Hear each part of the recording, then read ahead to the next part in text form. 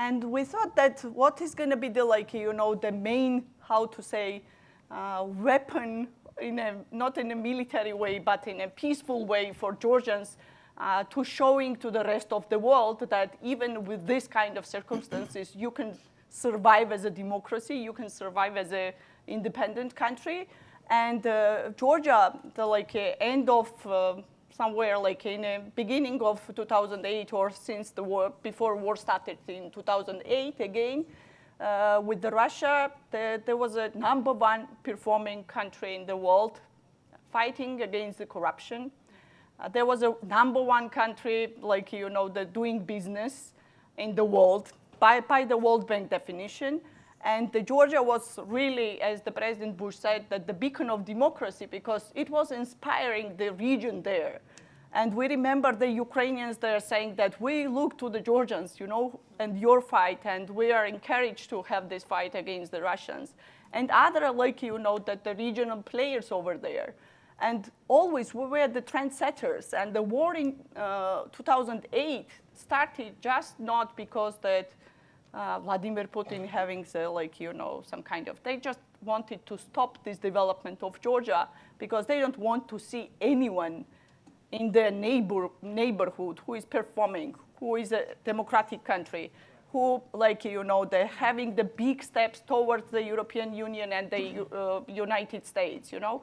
We became the strategic partner for the United States, and only things, we don't have any minerals. We don't have anything, you know. We just have the freedom-loving people in the country, and we believed, and we believe right now, the Americans love and support us because they, like, cherish and they value that the Georgians are the freedom fighters.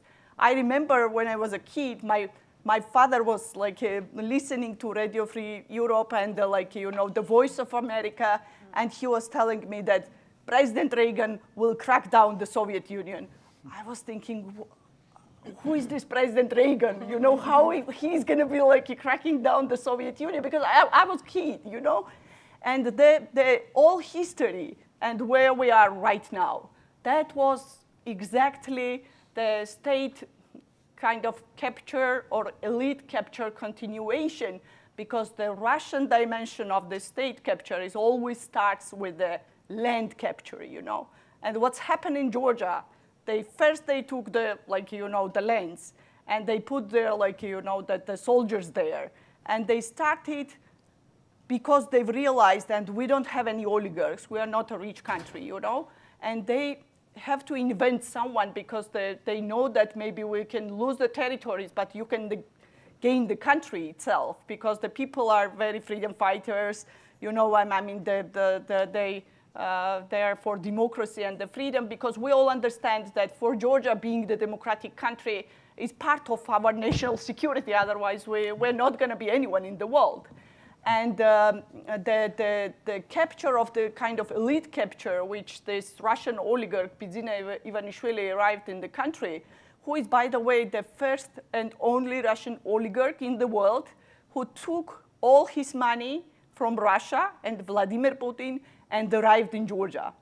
And we all understand, at least the majority of the people, that it's not going to be end up with the, like, you know, that in a positive way, because I myself, and Ophelia was quoting the Larry Diamond all the time, because we all know from these books that the democracy and the, like, you know, the kleptocracy is not compatible. It's not going to work like this, you know. Okay. And unfortunately, the, like, West and the Damon was talking about the strategy, and Maria was telling all their fights what the hell she is going through right now, and many, many other people all around the world fighting for freedom and democracy. And we see that all these authoritarians, they are so coordinated and well organized, and what's wrong with us, we don't understand. Great, thank you. Let me rephrase the question a little bit, because as a student of Latin American politics, many, many years ago, co-optation was what we called elite capture, right? And in essence, what you appear to be describing is methods of co-optation. So what are those mechanisms of co-optation? So Maybe you can tell us. Sure. So comparatively, looking at it from a... Yeah, so my area of specialty is on China. And I think one of the things to understand is that a lot of what if people say, oh, well, China's doing this. It's actually really the Chinese Communist Party. And that really gets to the essence of the political reality in China. Because essentially what's happened is the Chinese Communist Party, I mean, this is many, many years ago, captured the state. And so in China, every state entity has the parallel Chinese Communist Party entity. And even increasingly over the last decade or so, as China's become even more politically controlled, private companies have Chinese Communist Party cells in the private companies. And I think that's when then you see that the Chinese Communist Party becomes this gatekeeper. It's also the second largest economy. So China can do things, and the Chinese government can do things that is harder for Russia. But they really hold the entire Chinese economy and the market and Chinese consumers essentially as a bargaining chip. Because that's one of the mechanisms that they use then to exercise control over foreign elites. And so what they want to do is they take that domestic gatekeeping mechanism and they try to deploy it and identify the nodes of influence in other countries and see how they can co-opt those elites. And sometimes it's political elites, and sometimes it's the business elites, and sometimes it's, in some cases, it's academics, and in some cases it's the cultural elites and the media, if it's a concentrated media ecosystem, and they'll go after a certain media owner and things like that. And so one of the tools that the Chinese Communist Party has is this massive economic power. And so there's just so much use of this economic quid pro quo, which can take the form of both carrots and sticks. So sometimes it's offering and currying favor and things like that. And sometimes it's saying, well, if you do something we don't like giving the Nobel Peace Prize to Liu Xiaobo, or allowing the Dalai Lama to speak, we're actually going to cut you off, or sending a parliamentarian to Taiwan. And so I think that's one of the ways in which there's a lot of it comes back down to the money. And that's where you see in democracies, even where there might be a stronger political elite that's a bit more resilient and a little bit more open-eyed about the nature of the Chinese Communist Party, then they start to go through the business elite. And I can give more concrete examples, but I think when we talk about that kind of elite co-optation in the context of China and what the CCP is doing, the way I think about it is that what ends up happening is that the Chinese Communist Party finds ways of getting elites to have interests related to China, usually economic ones, and then acting on those interests in the foreign country that is to the benefit of the Chinese Communist Party as opposed to the citizens or national security interests of that country. And that's where this element of elite capture, of the separation between what those personal interests of the elites are versus what maybe the interests of the citizens or the democratic institutions or that those elites are running are. Okay.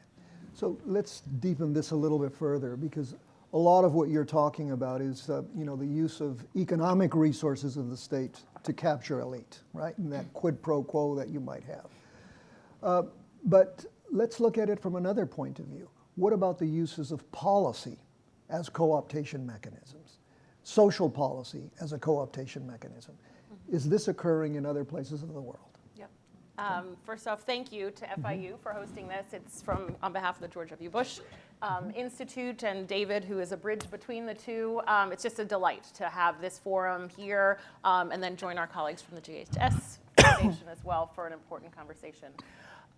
What we're seeing, and particularly from Russia and China, is a use of whatever tools would work. So in some places it's a political co-optation, economic, cultural, through cultural elite that are in the countries. In some places it's the media, some places it's the academic institutions, and some it's the social institutions. If we think about Russia's engagement, particularly in Africa, and I know I'm sitting next to an Africanist, so I will say this humbly, they have used a whole range of tools, right? You see the Wagner Group, which people call an independent group, but really is an extension of the Russian intel services, providing security to the elite in different places, also really ravishing and perpetrating human rights abuses across the board in countries from Central African Republic, really through coast to coast in Africa, in order to keep in place leaders that are sympathetic to the Russian government, to have control over the resources, and just to be able to have a foothold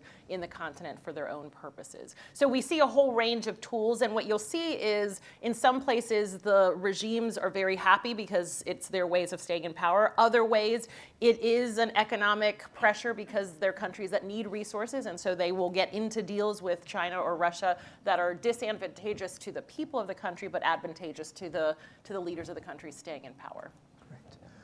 Well, John, you cover specific countries in Africa, but I want you to kind of reflect on this impact, because you're really talking about very different geographies, right? And you're talking about countries that have less resources to co-opt, yet co-optation is probably equally, if not more extensive. So can you give us some sense of how this occurs in Africa? Sure, I'd be happy to, and thank you, Pedro. Thanks to the Green School for inviting me, and thank you all for being here this afternoon. Yes, first I'd like to take off where Nicole just left off by talking about the range of different ways that elite capture can happen. And you asked us at the beginning to define it, and I would say it's closely related to elite control.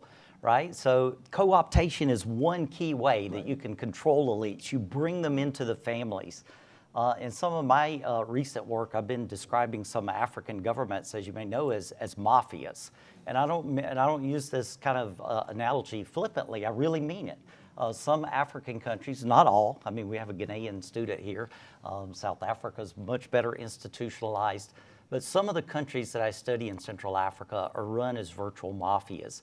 So when you say co-opting somebody, it's a little more than you might think in some other contexts of just buying them off, giving them control over a state-owned enterprise, or giving them a cabinet ministry that allows them to steal some money that's passing through that ministry.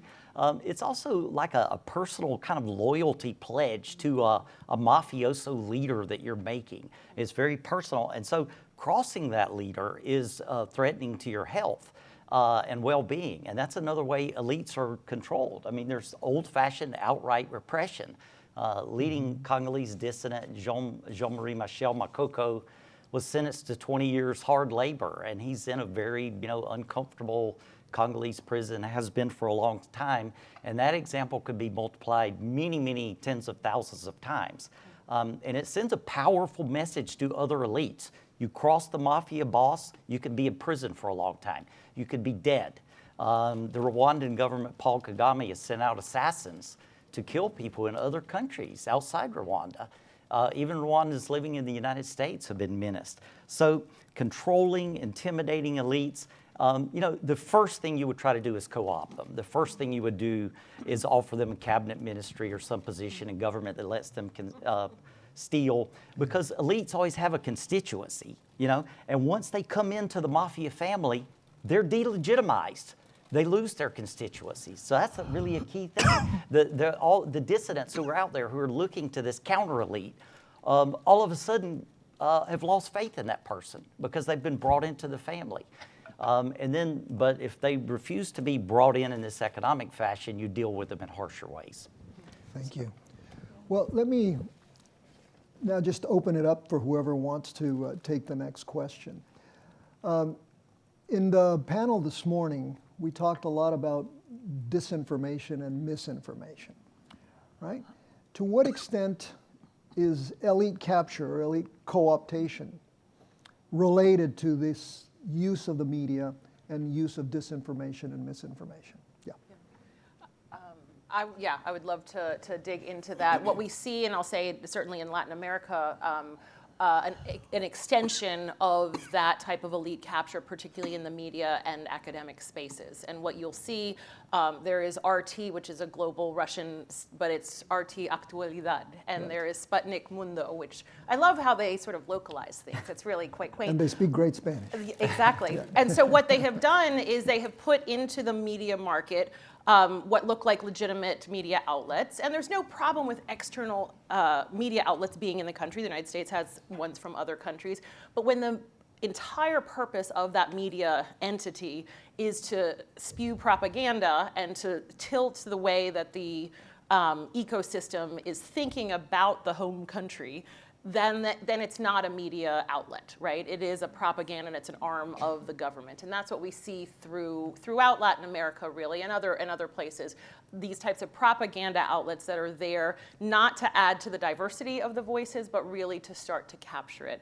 We also see that in the purchase of media markets in different places and in trying to push other voices which bring a diversity of views and different perspectives, push them out of the market, so then really what you're having is a singular narrative. And I think you've seen in a number of places where the narrative about Russia, the narrative about Ukraine, has started to shift very significantly, because you have this steady stream of information, which is a very positive propaganda about Russia's invasion of Ukraine, and that it is turned and twisted on its head to say that it's actually the fault of the Ukrainians, the fault of others, that it was the United States' fault. And so what you're seeing is really that twisting of information by radio or by media markets that have been infiltrated. Okay, I know that we're dealing with a controversial subject, and so I want to a little bit deal with the controversy head on, right? Which one?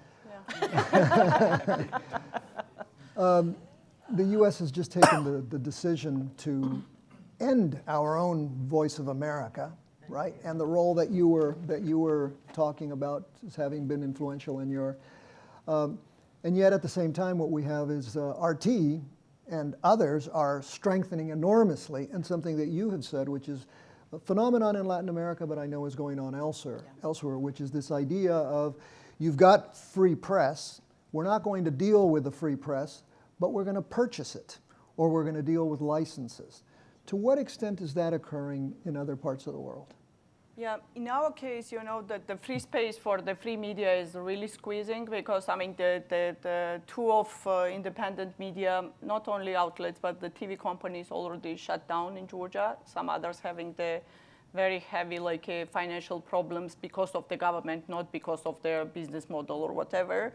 And all this kind of, we have somewhere 4 different TV propaganda, like, you know, the places, which is funded by the Russians, and also the funded kind of public broadcaster, which is like a very cynical, because we, the population, are paying for our taxes to like, you know, to maintain the public broadcaster, which is used against their own population, and also the spreading the Russian disinformation that the United States is like a global war party, and Europe is a deep state, and there is like a global fight for freedom and democracy, but other side of the, like, you know, and now it's going to be that Trump will come to the power, and all these global war party representatives will lose their battle for freedom and democracy.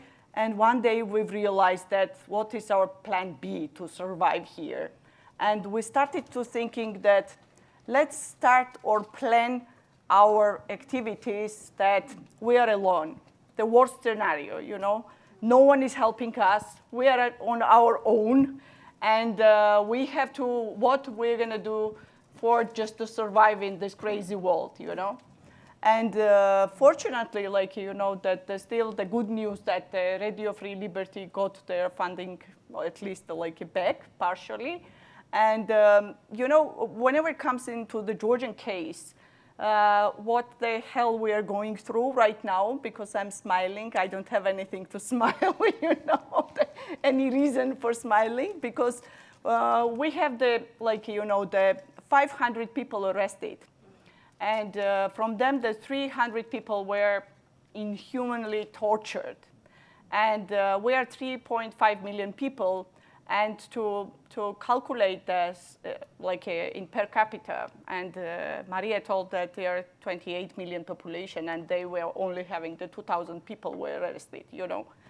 For Georgia to having the 500 people in the prison and arrested and the smashed faces, there it's kind of like 9,000 people in Germany arrested in one day, 36,000 people arrested in the 36,000 in United States and 12,000 in UK. This is reality we're going through. But still, what is going there? The people stand together, and today it's 127 days of our non-stop protest against the Russian, the nightmare, we call it. And because for us, it's not only our fight only for freedom and democracy, it's our existential fight for independence from the Russian sphere of influence as well, and because, I don't know, maybe some people, they have some options, but I don't think that any Georgians or any Ukrainians have any other option, It's our fight. We all understand, that no one is going to come and fight on behalf of us. It's our fight, But for us, it's very, very important because hopefully the Baltic countries, they know this, And even they are the members of the European Union and NATO, they don't feel themselves secure. They started to kind of coordinating or building some military facilities because they're waiting for that the Russia next countries is going to be them, And it again underlines the role of transatlantic unity is so important in this fight for freedom and democracy. And I myself believe that the United States, whatever turmoil is going right now here, I believe that there is no other way to keeping our freedom and independence and the values in the world to stand together. There is no other alternative to that. Sooner we will realize that, sooner we will save more people all around the world, because in Georgia, 47 people, the famous actresses, musicians, very famous in the world, theater directors, writers, chief editor of the independent media representative, Zia Marlobeli, she's the icon of the Georgian independent media, they are sitting in a prison. And we don't have any other, choices to think about that what is going to be the next. Next is going to be to fight for freedom and to win this battle for democracy and the freedom. Well, obviously, those are elites who did not become part of the system. And as Maria Corina told us about Venezuela, right? I mean, if you don't accommodate, if you don't, then there are consequences. And so that's why, in some measure, co-optation is an interesting and very viable alternative, right? Sorry to just to talk a little bit, say a little bit about this cohabitation with the elites, because in Georgia it's turned kind of some kind of very small, very cheap model of the crony capitalism, because not all the Georgian business society involved in this. There are a very small circle of the people who are close to the ruling party and the Russian regime.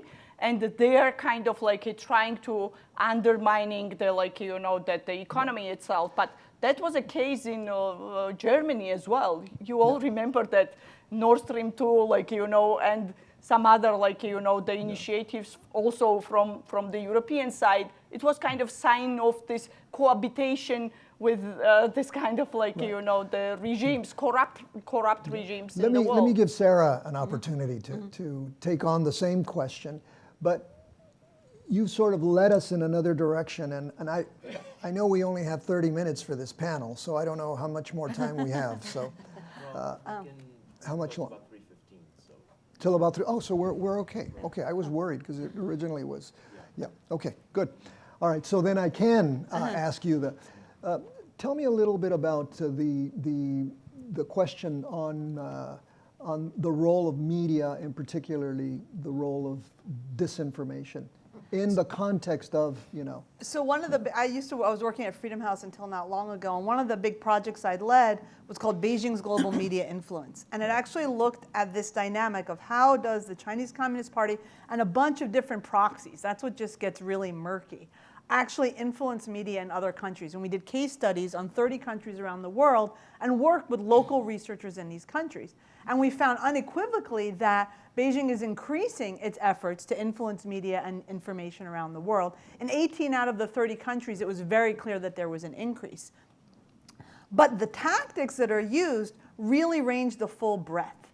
And one of them, and this gets a little bit more to this question of kind of elite capture, elite co-optation, is actually working through the local mainstream media. So there's these big Chinese state media outlets, but people don't really watch them, right? So what they do is they actually try to get their content into the local media. And so we counted 130 outlets just in these 30 countries where there was some kind of Chinese state-backed content that was being inserted either in print or I think in some cases in the television and radio, it's even harder to detect. And a lot of times it's not really clearly labeled, or it's actually formatted in such a way that you open the newspaper and you don't really know that this is actually coming from a Chinese state propaganda. It actually might look like it's the local media outlet, right? Or you even have, again, it gets murkier and murkier, where you had a person in Romania who was actually being paid by Huawei, the tech company, and wrote an op-ed favoring the fact that Romania should let Huawei, into the 5G network, but it didn't say that the person was being paid by Huawei, right? So you get these kind of opinions and this kind of astroturfing, right? But it can be really hard to detect. So that's in like the mainstream media. But then you also get the social media dimension. And that also has, on the one hand, influencers who are actually part of Chinese state-run media who are on YouTube, and some of them are Chinese, ethnic Chinese, and some are not. Some are ethnic Chinese and speak local languages like Italian or Hebrew or Sinhalese fluently. And do these, like, a lot of it's maybe more cultural and things like that. But then, you see the bits of narratives and that, certain things start to sneak in and there is a clear political messaging. And again, for someone watching it, if it's not really labeled, like, they don't really know. They're just like, oh, this is really interesting. And this Chinese person, and sometimes, again, they're not even in Chinese. I think now we're seeing more and more people, situations where foreign influencers are co-opted. There was one, also even like large YouTubers, popular YouTubers getting requests from China or from some weird intermediary offering to pay them money to insert content. So there was a case during COVID of these two guys who exposed it because they got an offer from this Hong Kong company saying, oh, would you, do this thing? And then he's like, oh yeah, sure, maybe. And they're like, oh, well, we changed the content. Actually, we want to pay you $2,000 to run information about how COVID originated in the US deer population. And then more recently, there was a conservative YouTuber who was saying that got an offer of a payment of $200 to put in some content that made the Falun Gong meditation group people look kind of crazy. And then you've got, in some cases, foreigners actually in China getting all expenses paid trips to Xinjiang by Chinese state media to go around showing how nice and happy the Uyghurs are, right? And so that's where you get this kind of content manipulation. Now that's one of the tricky things. Is that elites? In most of these cases, these aren't elites, right? That's actually, in some cases, some of that grassroots bottom up. But you also see with some of the traditional media in places like Brazil or in Taiwan, where you have media owners, because the media can be kind of concentrated in some cases, who have business interests back in China, and then they start to be the gatekeepers domestically and influencing their own journalists. Not only in terms of propaganda, that's where you have the carrot and the stick, and this will be kind of my last example for now, is there's that suppression. So propaganda and censorship are two sides of the same coin. So in this Freedom House study, we actually found examples of some kind of censorship in 24 out of the 30 countries. Now in about half of the countries, it was the Chinese ambassador picking up the phone and bullying an editor to take the content down. Sometimes the editors and the journalists are like, what? No, go away, right? But we actually found in 17 countries that it was the local media owner or the local editor suppressing content domestically. So it wasn't the Chinese government doing it. Sometimes they had gotten a call from the embassy, but sometimes they were just doing it because of their own political or economic interests. And that also happened in the US. One example was ESPN around the Hong Kong protesters and the NBA manager who tweeted. And there was a director directive editor, some executive in ESPN that issued directives to be careful about how you talk about Hong Kong and Chinese politics. Why? Because their broadcasts into China of the NBA games were going to be potentially affected if there was content on ESPN talking to Americans about what was happening in Hong Kong to stay away from the politics and the protests. So that's where I think those are some of the examples you can see of how that elite co-optation in the media space can happen, but there's also the bottom-up kind of grassroots astroturfing that happens as well. In our case, one of the Russian, the propaganda company is registered in Netherlands, which this company operates from London and with a close collaboration with Abramovich. This is a reality how the different countries can interfere in your, the national interest and undermine your democracy. Nicole? I was going to add, if you juxtapose that on the fact that we're seeing media markets hit very, very hard around the world, and the idea of keeping media open and keeping it free is a very expensive undertaking. And even in the United States, there are a lot of organizations that are closing because it's just not a financially profitable business when you look at all the other competitors, social media and other ways that people get information. But also because now. there are political considerations as well, let's be honest about it. Yeah, I'm thinking about the financial piece and just how Russia and China particularly have been able to take advantage of the fact that there are financial challenges that media outlets are facing, and they turn then to places where that they can get those resources, but the quid pro quo of that investment in those media markets is... So you might have examples where they're like the Chinese embassy is paying for inserts in like a local African media, and there was an example, I think it was in Senegal, maybe, or Kenya, where there was like an investigation about corruption related to a railroad being built by a Chinese state-owned company. And they filed a defamation suit, and the Chinese embassy pulled the ad. So that's where you end up where those financial dependencies then end up being, a way of trying to influence and punish, basically to punish. They use those dependencies. Hang on to that thought. I want to go to Africa for a minute, and then I want to come back to this particular point. Thank you, Eduardo. And I can bring in Russia and China into Africa. Nicole just left off a point about that, or Sarah, about actually one of the democratic countries in Africa. But if you look at the autocratic countries in the media space, I mean, they're basically two different flavors. And each flavor is one's very connected to Russia and the other's very connected to China. I mean, one form of autocracy is sort of party dominance. I mean, Tanzania still is ruled by the same party today, the CCM, that's ruled it since independence in 1964. Mozambique ruled by the same party. So with this, we've seen almost a 180 change since the democratic opening of the early 1990s, where the state has taken back over control of most of the media and pushed out most of the private media outlets. And the Chinese feel very, very comfortable working in these de facto one-party states. Yeah. It's what they recognize. That's what makes sense to them. You have a one-party state. You have the state controls the media. And so the Chinese have been very successful in working with these one-party governments. And they also try to penetrate democratic countries, also media space, but they are most comfortable working there. And then the other kind of autocracy is the kind of mafia regime that I was describing before, and which is very close to the way Russia is governed. And the Russians are very clever at getting into those kind of states in the media space. I mean, since 2022, there have been coups and they're very good at knowing what buttons to push once they get in there. And the button to push that always works in Africa is the anti-colonial button. I mean, if you can vilify a set of political elites by associated with the former colonial metropole, that's a winner every time. And the Russians have been masters of doing this in the Sahelian countries that all had coups since 2022. Had 3 coups in Burkina Faso, Mali, and Niger. And the people out in the capital of these states are out waving Russian flags. I mean, why would a person in Burkina Faso be out on the streets waving a Russian flag? What's Russia ever done for Burkina Faso? Not much, but they have penetrated the media space very successfully and implemented a very successful kind of propaganda campaign. And then accompanied that is the expulsion of all the French forces in the country. So I confirm that these outside powers are critical in the media space, and there's lots of evidence of it, even in the democracies, as you mentioned.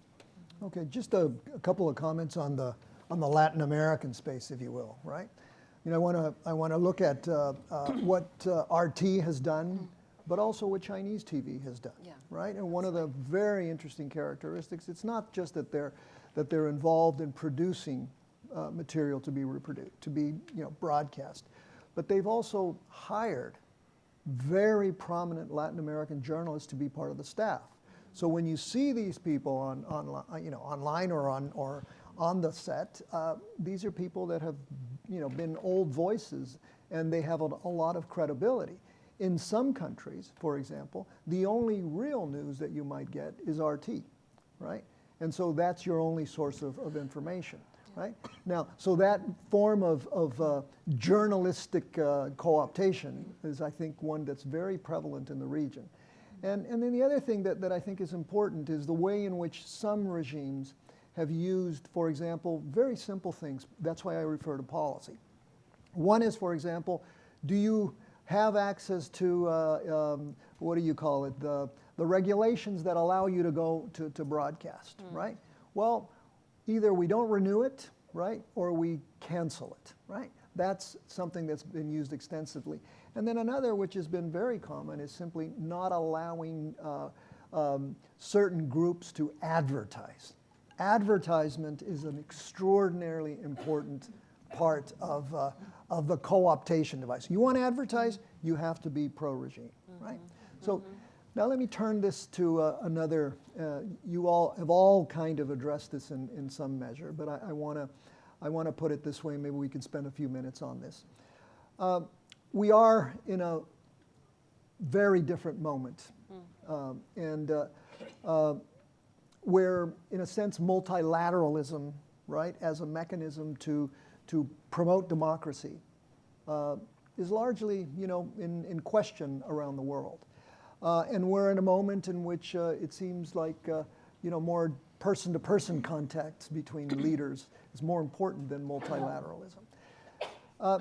In this new context, right, how or what can the international community do to target elite co-optation? What should we, as Americans, think about how to target elite? Thinking about the Venezuelan situation and the answer that Maria Corina gave us about the role of the United States.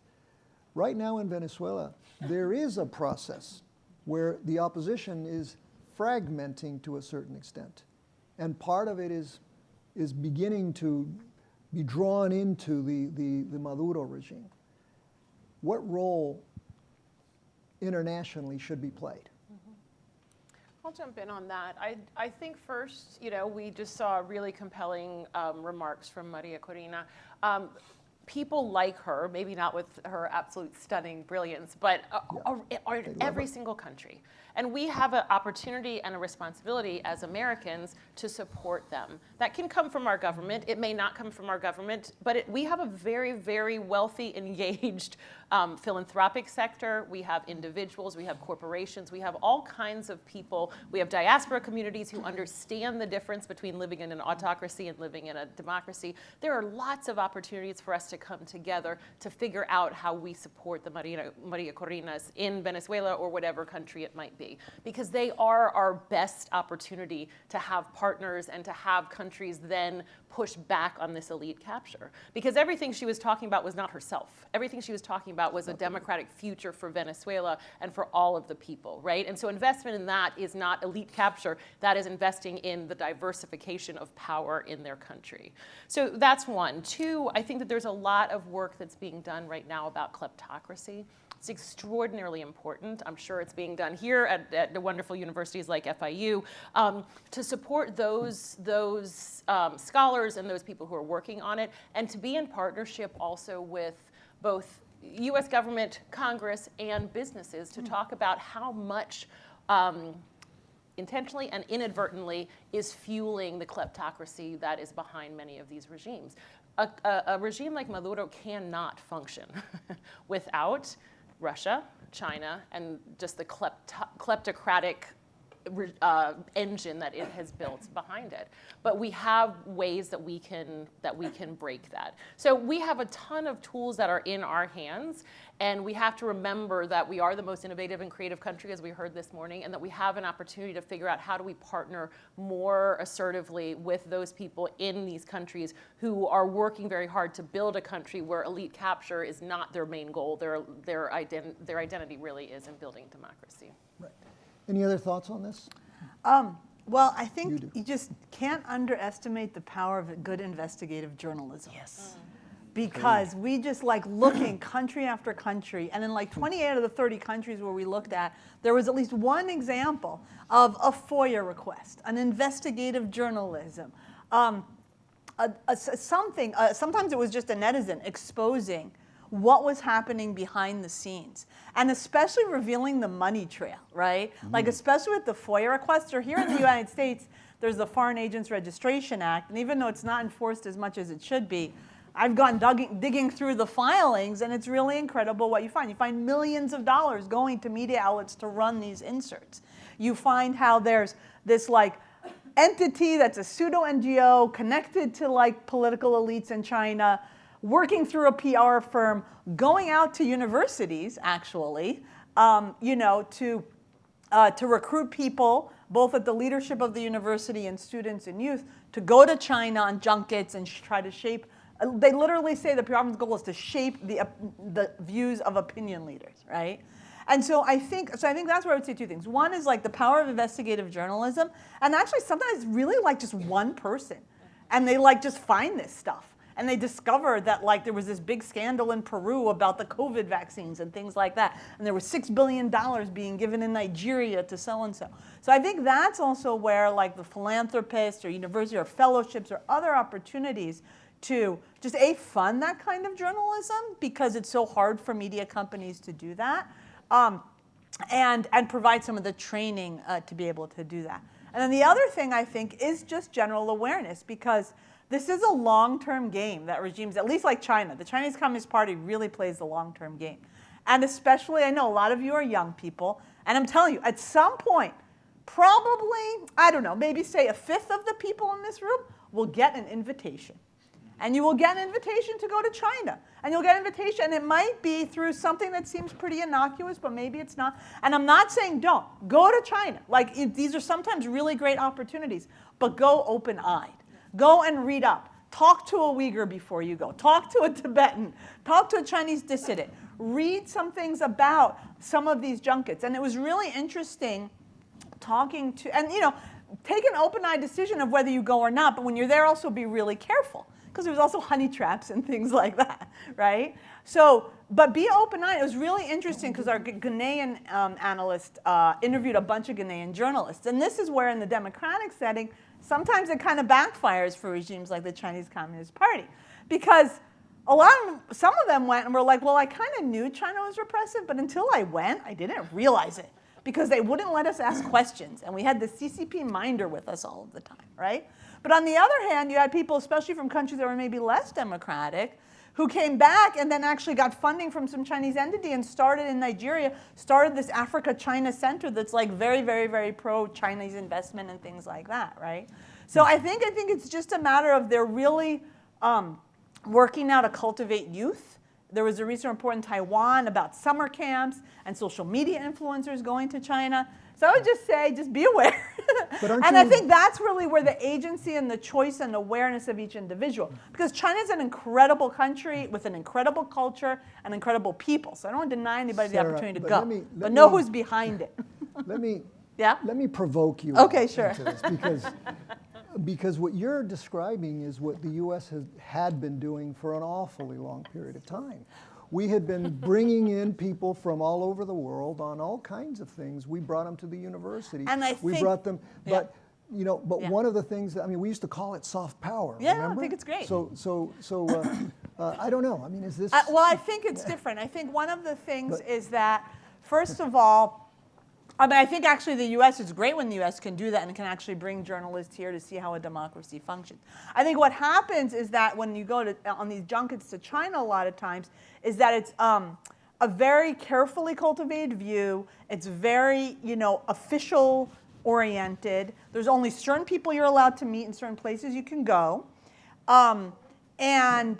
Actually some of the content being shared is also very like manipulated. So you'll have journalists coming back like, oh, sure. China's a democracy, they have a parliament, right? So that's where it's just a matter of, you know, being aware that this is still an offer that's being given by a very deeply authoritarian regime that also there's very clear quid pro quos later. So a lot of times what'll happen is they'll actually ask you to come back and write an article about your experience, right? But not saying that you were on this like trip, right? Or that it was being paid for by the Chinese government. So I think that's where, again, there's like these, what are the appropriate ethical concerns? So go ahead, Nicole. I was just going to say, having also been in government and received groups that were brought by the U.S. government to the United States to learn about the United States, they could come into the halls of U.S. government and ask some really hard questions. And we sat there and we answered them.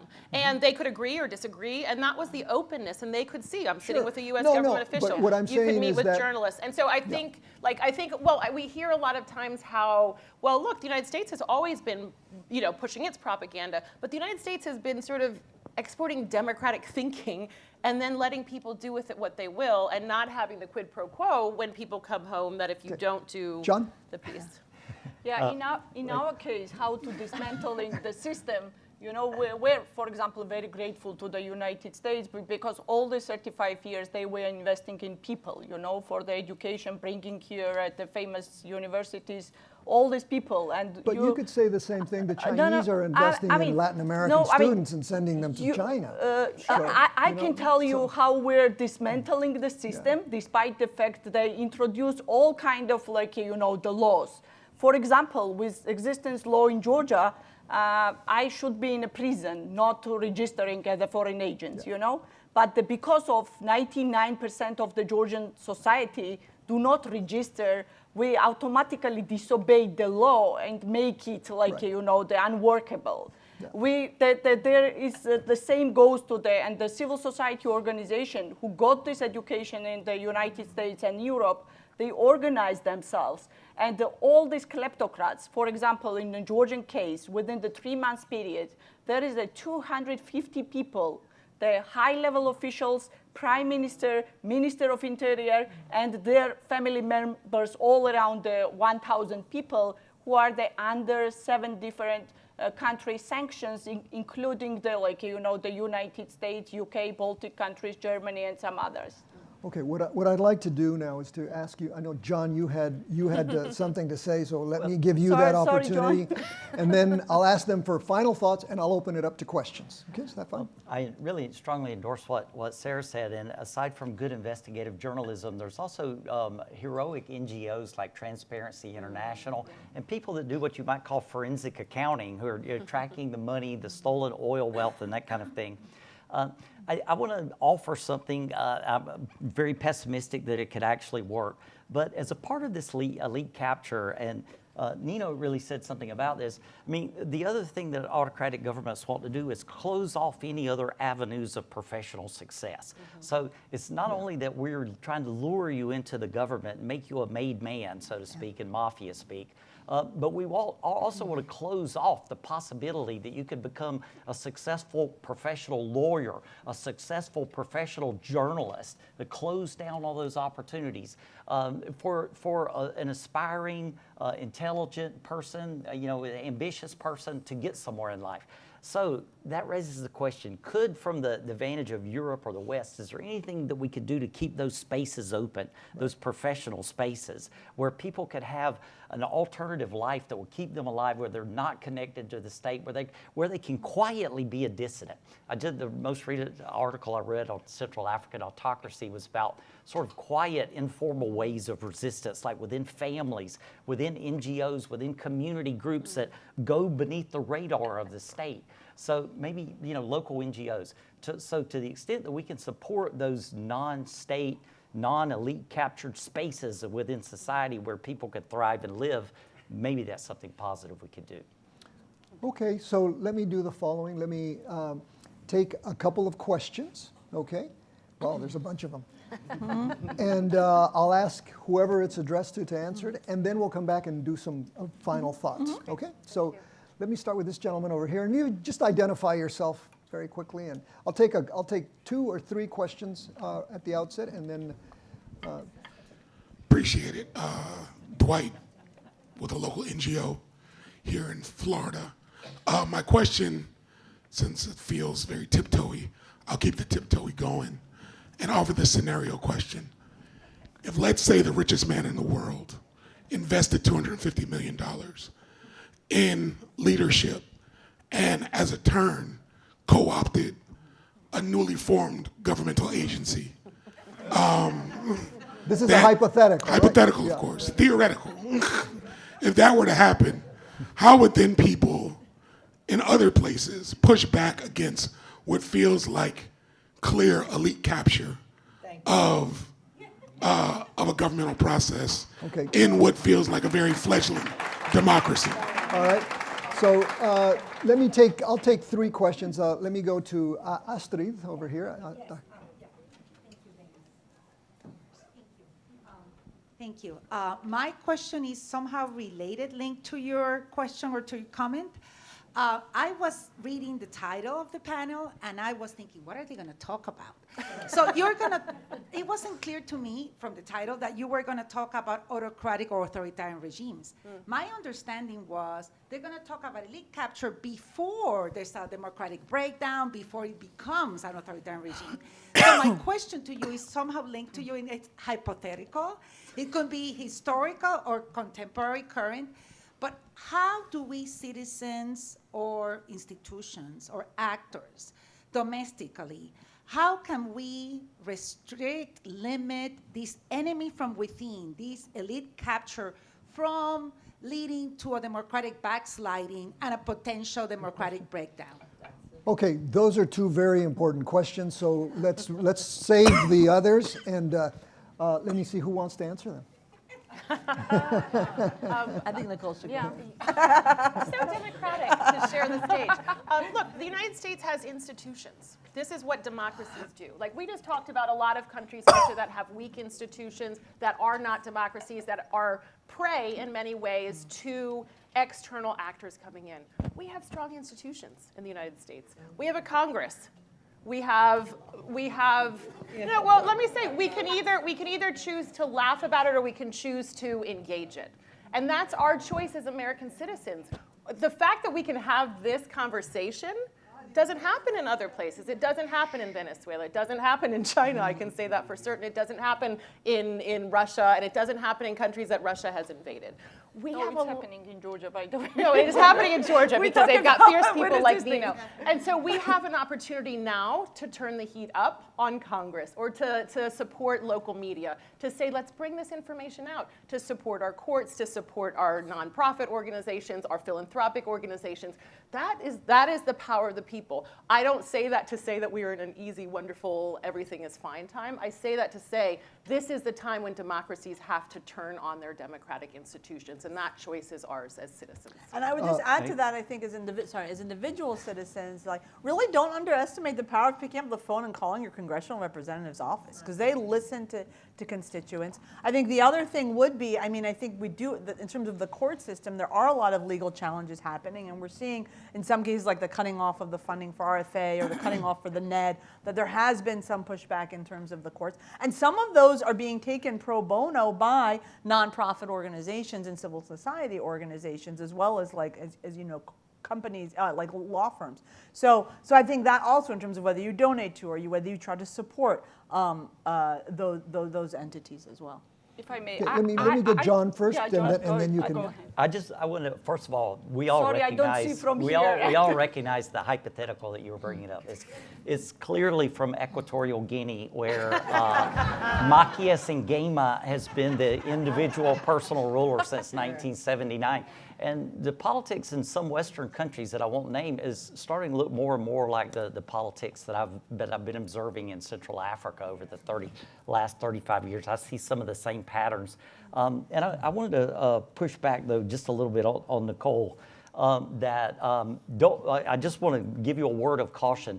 Don't think institutions will save you. I mean, we have to pull those levers. No. The United States, for instance, just as one of those Western countries that maybe, and having some democratic backsliding, has the exact same set of institutions that it had 30 years ago or 25 years ago. The same electoral laws, the same constitution, everything's the same. What's changed, in my opinion, is not the institutions. What's changed is the political culture, people's values. And you've got to keep those values of democracy alive. I mean, we could have different sets of institutions, changes in institutions, and democracy could survive if people had democracy in their hearts, if they put it in the hearts of their kids, if they would speak truth to power. We have to keep doing that and fight the long game. I'm not saying give up on the institutions, but that mechanical system will only work if we make it work. Good point, John. Agree. Okay, I you had just wanted to agree to John's point that it's the institutions is not like you can challenge Magic them bullet. as a system because we, for example, in Georgia thought that we never ever in our entire history will like face this kind of like authoritarian pro-Russian like the mafia regime in our country because we were like really one of the beacon of democracy. But it comes when the society gets fat and happy. And I see this kind of like, some Cynical. signs here as Cynical, well. desperate. But Yeah, let me because that it's an everyday fight for freedom. It does not matter where, like, the weak democracy in Georgia or you are a strong democracy here in United States, because it all depends from each other. But I want to emphasize what John just said because of the significance of what he said. Our institutions are indeed strong, but our institutions are made up of people. Of course. And if you have a change in political culture, let me just give you one very basic example. I've been polling most of my life. And one of the most important questions we ask has to do with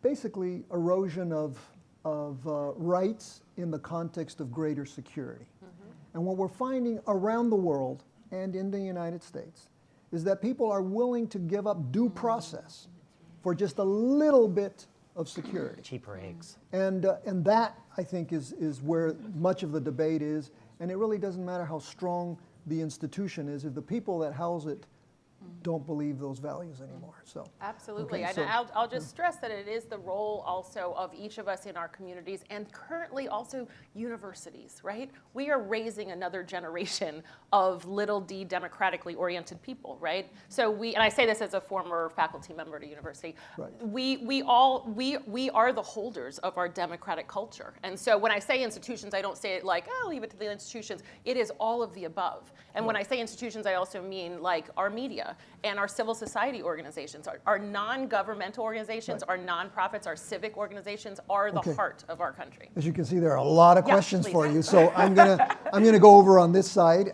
Let me ask. This young man had his hand up, and the young lady in the back, and then we'll take you in the back over there. Yeah, you. I don't know your name, so I'll you. And remember, questions, not speeches. Yes. Okay. Yeah. No. So I just want to clarify: are elites always bad? No. Okay. So I know you were talking about it earlier. I just want to clarify: if the United States can engage, and I guess elite capture has a negative connotation, but if we can engage in our own elite capture throughout the world, is that something prudent we should be engaging in to help combat what China and Russia are doing? Okay. Let's hang on to that question. Got it? In the back. Well, thank you all for your comments. Do you believe building transparency can increase the security of our countries to engage in democratic governance? And if you believe transparency is needed in each of our countries, who do you think should have the role of increasing that transparency? Okay. And we'll take the third question. You're remembering them, right? You're gonna Write him have- down. Okay. All right. Yes. I'd be juggling. There's a microphone there, please, so we can hear you.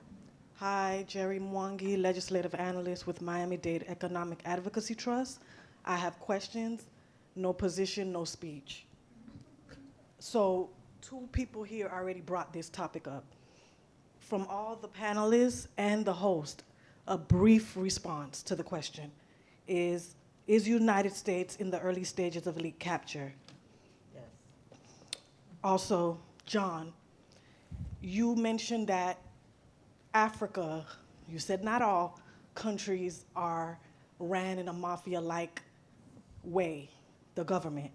And you mentioned South Africa, which is complex in its population in comparison to most of the other countries and their history. Can you give more examples of others that are not ran like a mafia-like structure?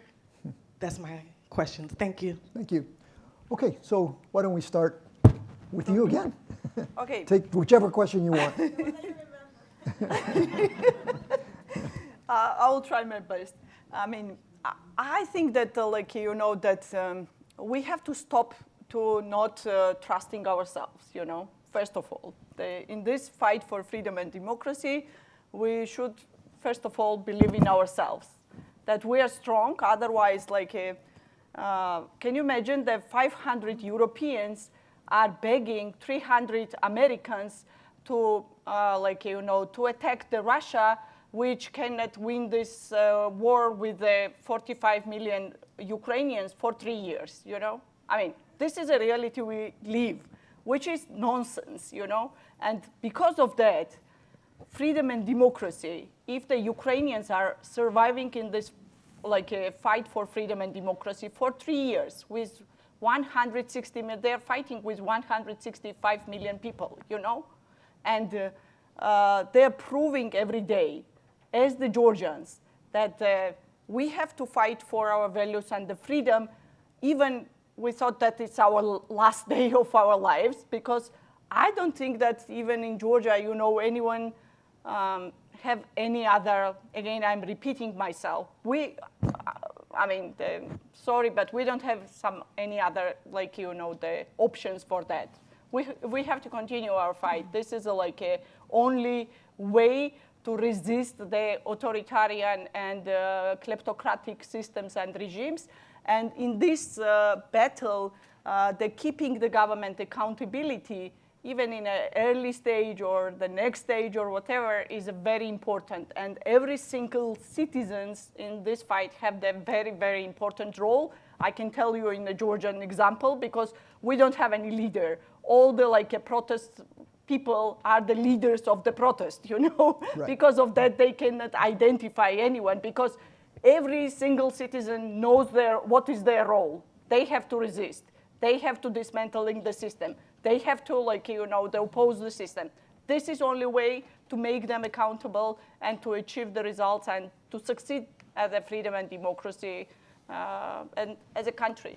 Okay, we're running out of time. I think it's already 3:15, so let me quickly, the answers in John. The question on transparency. Yes, transparency is super important, I think, in challenging these things. I think there can be a variety of different entities or things that can happen. One, like I said, investigative journalism, civil society reporting, but actually rules and laws and regulations that require a certain degree of transparency. Regarding, for example, like who's going on trips to where, or who's getting money from who, or FOIA, Freedom of Information Act, or who owns what. So one of the things I think that in a lot of countries is that we found that countries that had more of those legislation, actually in some cases, for instance, foreign powers like China wouldn't even try to buy up a media outlet because they just couldn't, there were foreign ownership rules and things like that. They might try other things. But I think the element of creating baseline requirements and reporting requirements on to enhance transparency is really important, because that also makes it that much easier and more open, and disincentivizes bad behavior. Because if you know it's going to be out in the open, you're less likely to do some behind-the-scenes backroom deal. I think, so I'm not as much an expert on US politics as I am on the Chinese Communist Party's influence on American politics and society. And I think part of the question with elite capture is that it's not always a yes or no. It's not a wholesale thing, well, now you have elite capture and then now you don't.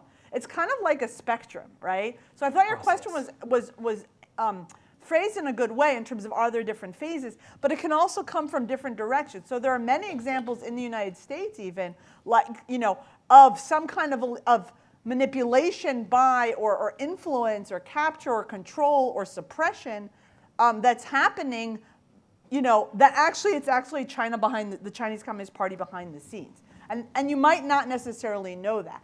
And that's where some of the disinformation you have Russia. Now again, so that's one of the things, sometimes it's also, I think, one of the things that these other regimes really want. They like, we have our own divisions domestically, but they amplify them. And so I did like a whole series of research on like China-linked disinformation targeting the US elections. And they had bots and people disguising as American voters, posting all kinds of things on both sides of the political spectrum because they just want to amplify the divisions. So I think that is also one of those elements of like, again, being cautious and careful, literate, and the Russians even more so. Like the Russians are even like doing even more than that than the Chinese.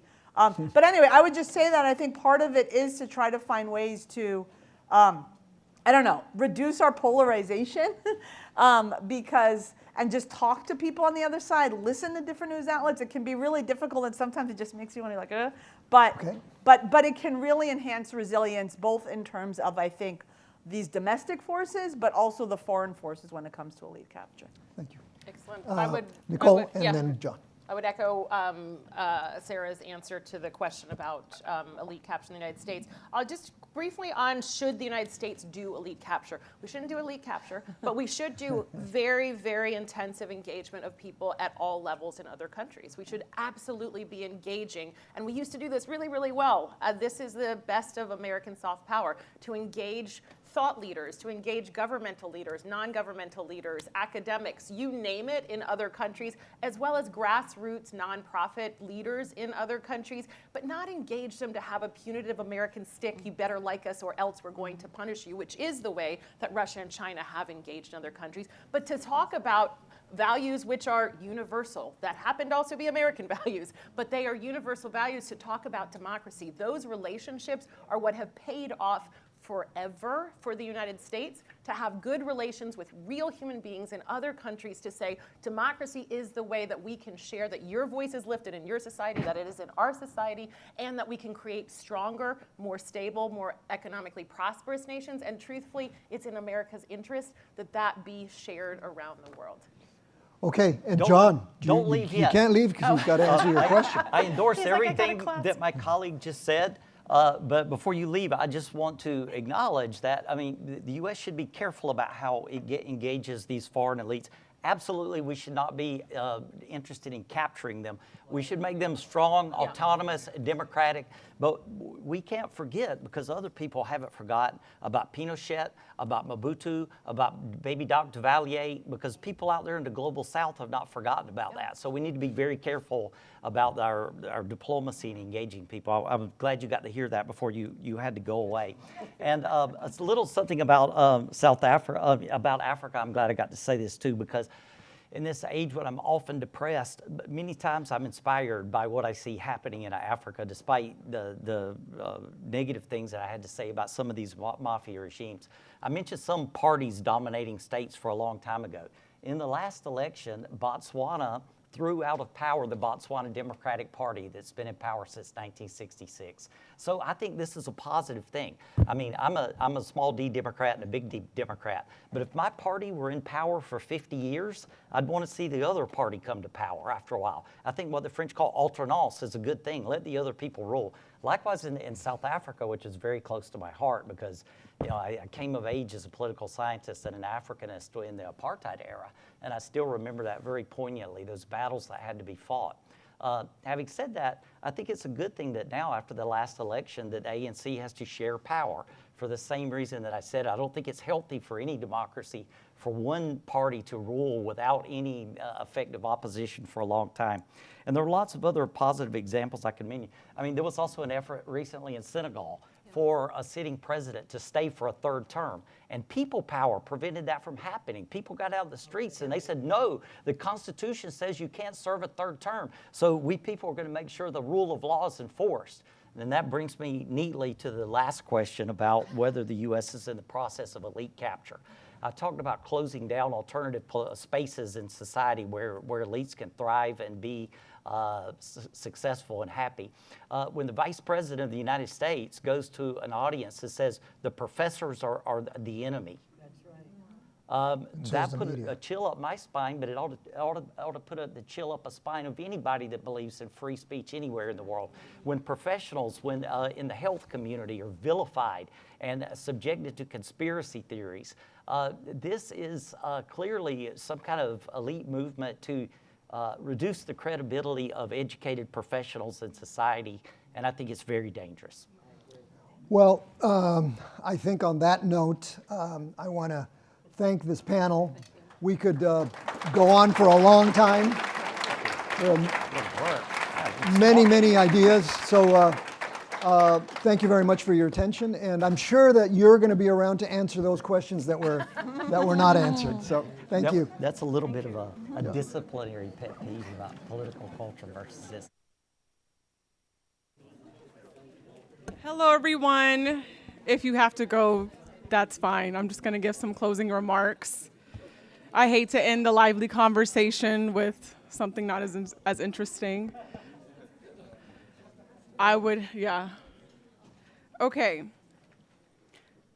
So good afternoon. I am Professor Jazmine Exford. I teach linguistics in the Department of Modern Languages here in SIPA.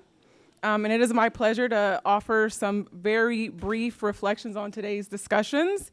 But first, I just want to say that with all the uncertainty facing democracy globally, I am reassured by the knowledge and efforts of the amazing individuals that we've heard from today and the organizations that they represent. They are at the forefront of not only helping us all make sense of the challenges we are currently facing, but also demonstrating ways we can build resistance and resilience and hopefully move forward with a little bit more optimism, even though after this last discussion, we're kind of questioning that optimism. So human rights and democratization is not just a topic, but a very strategic theme here at the Green School. And as you may have noticed, several of today's speakers and panelists are members of our own faculty. Although not all of us at the Green School may explicitly study human rights and democracy, these themes intersect with and inform much of our work. Across disciplines, we assess democracy's successes and failures, the benefits and pitfalls of different democratic models, the state of human rights in specific countries or sectors of society, and the historical and contemporary discourses that shape our understanding of these issues.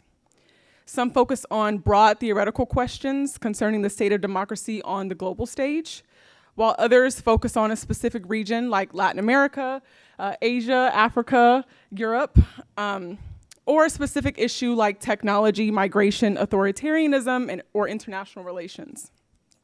And once a year, we come together to exchange ideas, learn from one another, and engage with our distinguished guest speakers and panelists. We are proud that the Green School is a leader and a covener on issues related to democracy, and we hope that the space we created today inspires positive change and social action. So according to the United Nations, democracy provides an environment that respects human rights and fundamental freedoms, and in which the freely expressed will of people is exercised. But when democracy is in crisis, as it is today, we see its threat manifest in injustice, economic inequality, authoritarianism, marginalization of minoritized groups, and both physical and psychological violence. As we reflect on today's discussions, I hope you move forward with more questions and answers, especially for our students in here. How can we leverage technology to ensure secure and more transparent interactions between governments and their citizens? How can we develop models that critically examine how individual and institutional biases shape the efficacy and effectiveness of technology and artificial intelligence used to mediate those interactions? How can we avoid placing in conflict the need of people locally or nationally and the needs of communities and organizations internationally who rely on international support in their pursuit to protecting their democracy? And as we develop an understanding of methods or tactics used for elite capture in different regions, how can we prepare for the evolution of these methods as new elites arise, perhaps like social media influencers, or as current elites get demoted, such as professors? More broadly, how will increasing financial constraints on our organizations and educational institutions impact the future of democracy and human rights moving forward? I'm thinking of a grant that I no longer can apply to because it's an HSI that I would study. So lastly, how can we at FIU and beyond reinforce the importance of collaboration and interdisciplinarity in shaping policies and ethical guidelines for democratic issues like voting, protesting, and justice systems? So as we can continue to grapple with these questions and others, what we know for sure is that democracy is not a fixed destination, but an ongoing, continuous pursuit that we must protect, strengthen, and uphold in this ever-changing world. Crucially, threats to democracy are complex and they're multifaceted, and no society is immune, not even ours. However, as emphasized by our speakers, only through sustained effort, vigilance, adaptability, and collective action can we shape and uphold a democracy that aims, at least, to serve us all. Once again, thank you so much for joining us. It's been a pleasure learning from all of you, especially as a linguist. And I now invite my colleague, Dr. Carter, to share some final words, and then we'll let you go, seriously.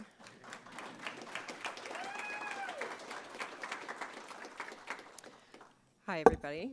I'm Dr. Mitzi Uehara Carter, and I'm an assistant teaching professor of anthropology here at FIU in the Department of Global and Sociocultural Studies, and I'm also the director of the FIU's Global Indigenous Forum. We've all benefited so much today from this day of learning about democracy. Thank you to Dean Dinar, who couldn't be with us today, for his support, and to my fellow speakers who brought us so much knowledge, curiosity, and energy to this conference. I would like to extend a special thanks to our collaborators, the Jarl, give me a minute, Jarl Hjalmarson Foundation, and that's pretty good, right? And the George W. Bush Institute for their invaluable partnership in making this event possible. We are also deeply grateful to our sponsors, the Dorothea Green Lecture Series and the Václav Havel Program for Human Rights and Democracy. They've given me some good ones here, whose support has been crucial to the success of this conference. A big thank you goes to all the faculty members here today who brought their students to today's panels, and your participation enriches our dialogue and helps further our shared commitment to creating a more just, peaceful, and prosperous world for all. And of course, thank you to all of you for joining us here today.